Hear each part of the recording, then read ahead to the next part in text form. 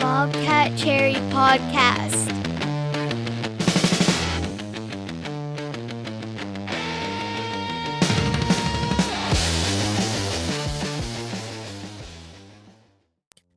In 1995, the residents of Kerrville, Texas, witnessed a scene in their local courthouse that seemed less like a murder trial and more like a bizarre fever dream.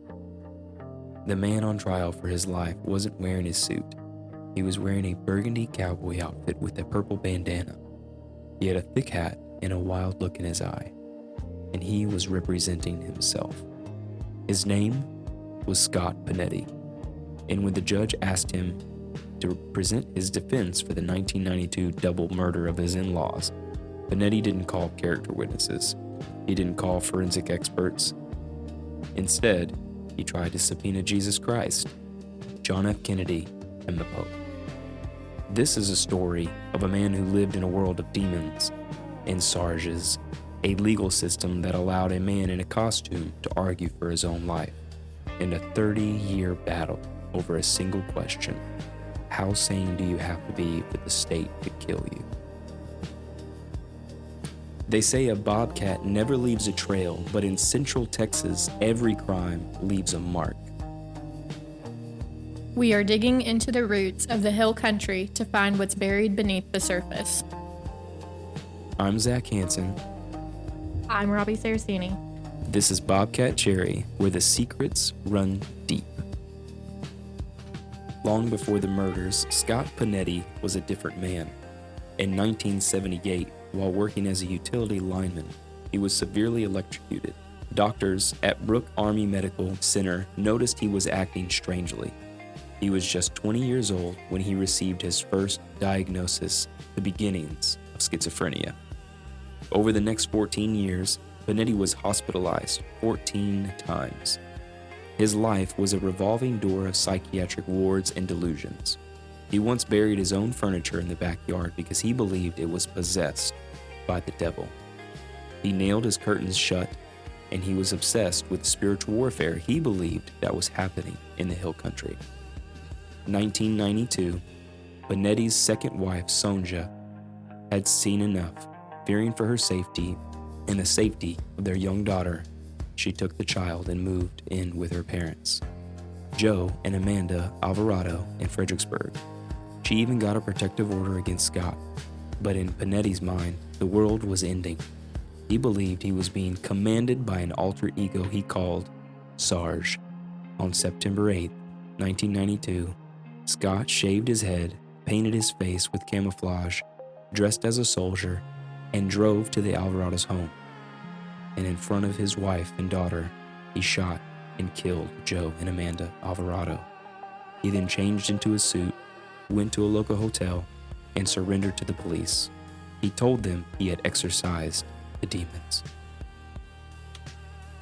The crime was horrific, but the trial was where the story turned from a tragedy into a judicial farce.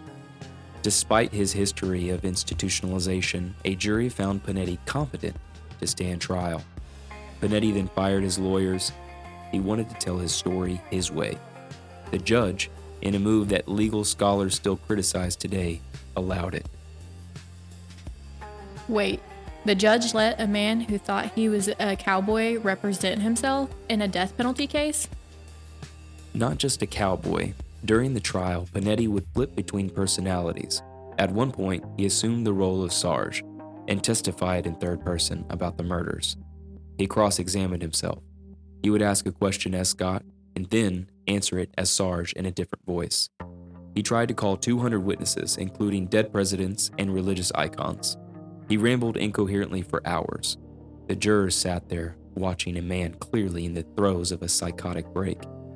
And they did exactly what the law allowed. They found him guilty and sentenced him to death. It sounds like the system just checked the boxes. If he could answer yes to knowing who the judge was, he was sane enough to be executed. Exactly. And that sparked a 30-year legal war that went all the way to the U.S. Supreme Court. In the Lawmark case Panetti versus Quarterman in 2007, the court ruled that it wasn't enough for a prisoner to just know he was being executed. He had to have a rational understanding of why. Panetti did not have that. He believed the state of Texas was trying to kill him, not for murder, but because he was preaching the gospel and saving souls on death row. He believed the execution was a conspiracy by the devil. For decades, Panetti sat in a cell. Execution dates were set and then stayed, then set again. He became the face of the debate over mental illness and the death penalty. In September 2023, a federal judge finally ruled that Panetti was officially ineligible for execution. The judge noted that the Eighth Amendment demands more than a single thread of rational thought in a sea of delusions, end quote. For the first time in 30 years, the threat of the needle was gone. But the system didn't have to wait for an execution. On May 26, 2025, Scott Panetti died at a prison hospital in Galveston. He was 67 years old. He had spent 34 years on death row, more than half his life. So no one won here. The Alvarados never saw a final resolution. The state spent millions of dollars trying to execute a man who thought he was fighting demons. It's a case that leaves everyone feeling uneasy. It's the story of a man lost in his own mind and a legal system that, for 3 decades, struggled to decide if his soul was worth saving or if his body was worth breaking. In the end, Scott Panetti died a prisoner of the state of Texas and perhaps a prisoner of Sarge. Scott Panetti's story played out in the courtrooms of Fredericksburg and Kerrville, towns where the past always seems to linger just beneath the surface. But if you head out about an hour north to Hamilton, Texas, you'll find a different kind of shadow hanging over the town square today.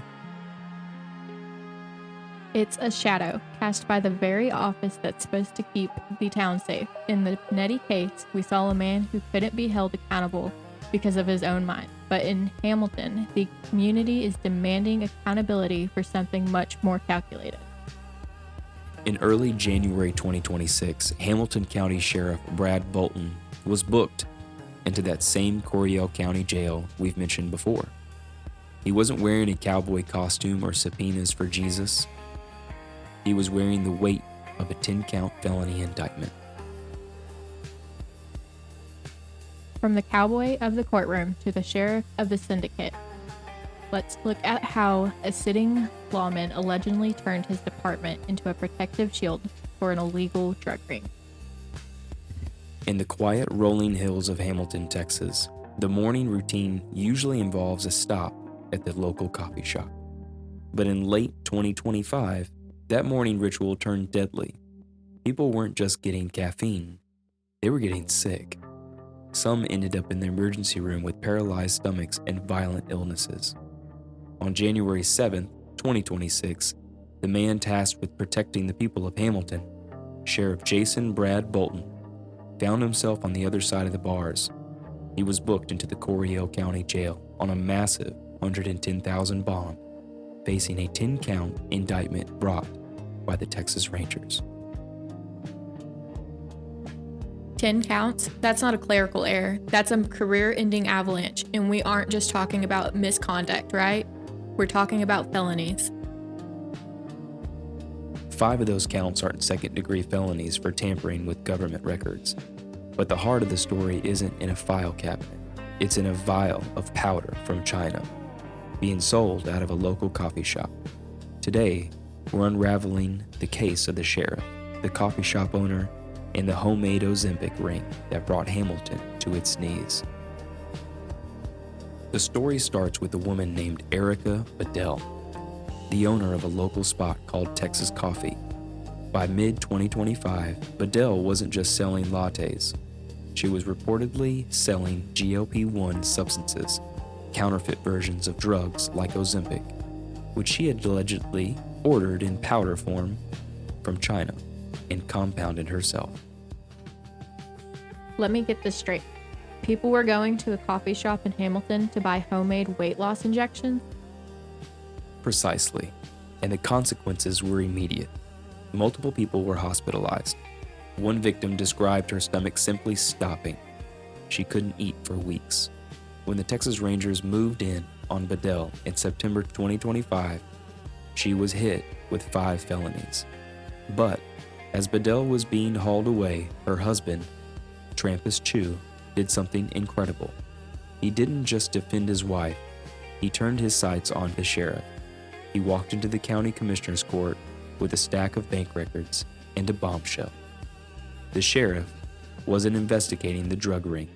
He was a customer.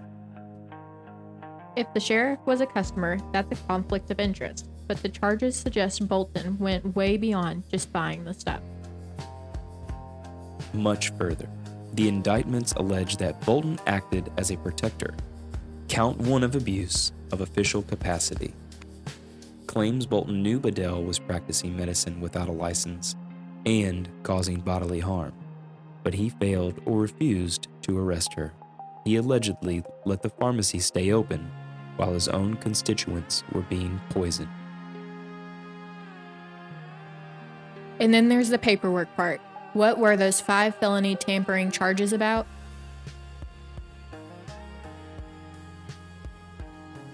Yeah, let's talk about that.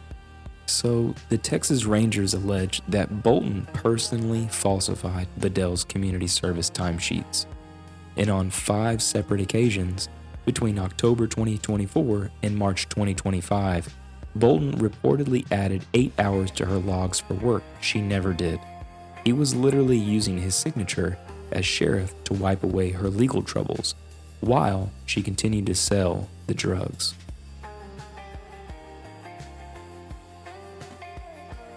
By October 2025, the heat was on.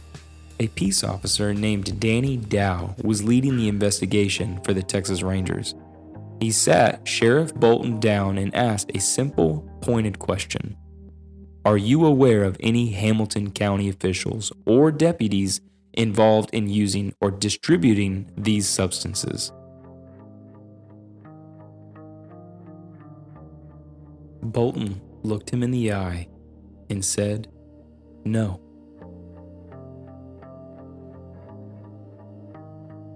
But the Rangers had the receipts, literally.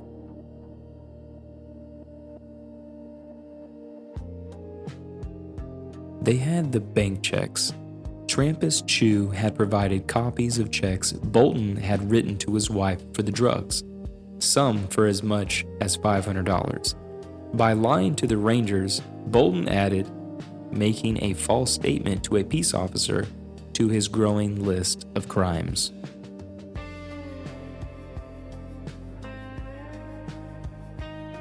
Even worse, the indictment says Bolton failed to report a felony that could have resulted in a death. He watched people get sick, he knew why they were getting sick, and he allegedly chose the drug dealer over the victims.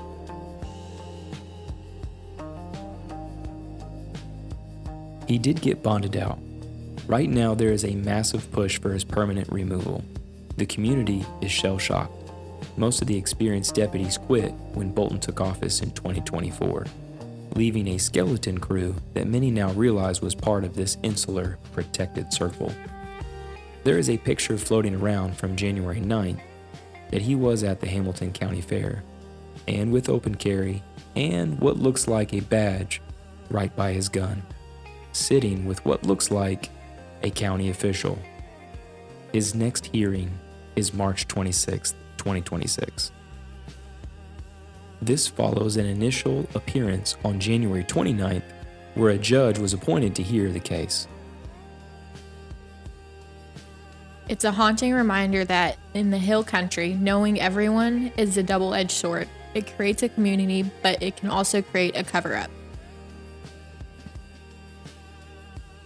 I would like to add, we are all innocent until proven guilty. These are all allegations, and they are being continually investigated, and his trial will happen, and there will be justice. I'm Zach Hansen. I'm Robbie Saracini. And this has been Bobcat Cherry.